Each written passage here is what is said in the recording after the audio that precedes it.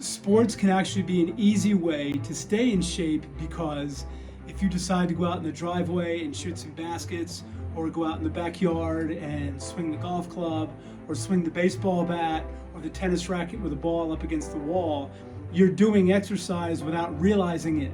So it's not like where you're going to the gym, I gotta get the bench press up. When you're playing sports, you're exercising without realizing it, and it makes it go faster, and you get finished in a lot faster amount of time than you would if you actually went to the gym and had to do sets of different muscle groups.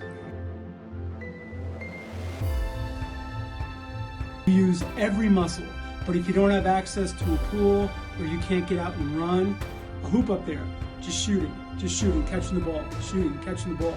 You're using, upper part of your body, your arms, you can tone your arms that way, your legs when you dip down, so you get a little bit of squats. And so I think basketball might be the easiest way and the most inexpensive way. It's just a basketball. You can probably find one of those anywhere. You could even use a soccer ball, kicking soccer, kicking the ball up against the wall. That you're using your legs, some of your core. So basketball or soccer is what I would suggest for beginners. You can even start by jogging, walking, just to start exercising, just to get a hang of it, of practice, and pretty much start my day doing a little bit of workout. I'm going to play soccer with some friends, and that's one of the manners that I start to do workout in the mornings. Obviously, if I have time. Sometimes I do not have time to do it, but right now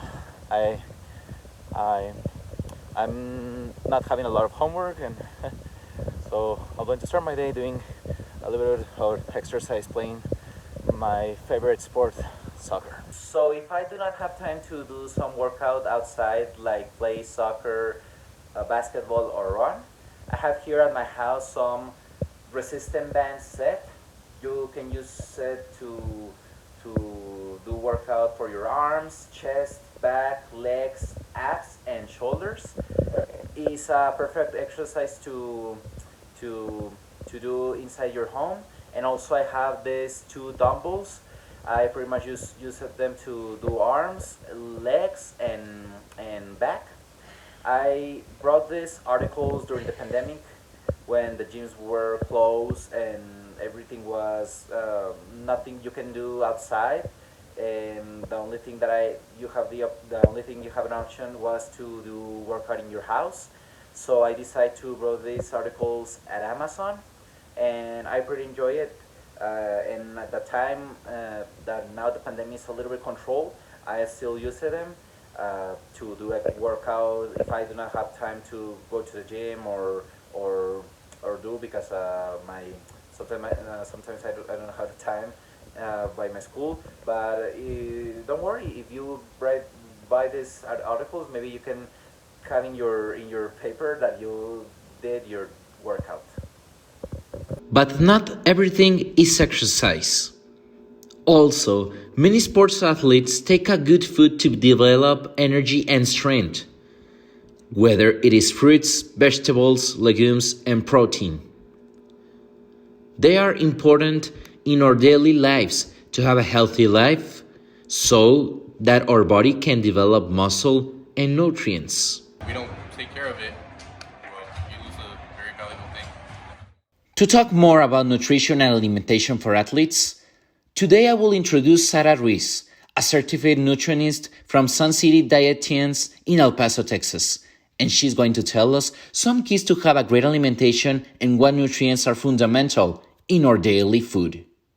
So my first question for you, Ms. Ruiz, is what should the diet or food of someone who plays sports be like?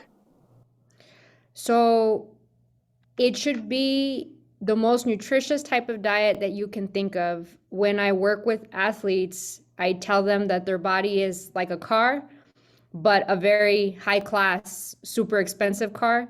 And you wouldn't put bad fuel into a super expensive car, just like you shouldn't put unnutritious food all the time into your body if you're an athlete. So if you want to perform, then you have to also eat appropriately, probably get more vitamins and minerals than the average person. For my second question is, what are the foods that should never be missing in our daily menu?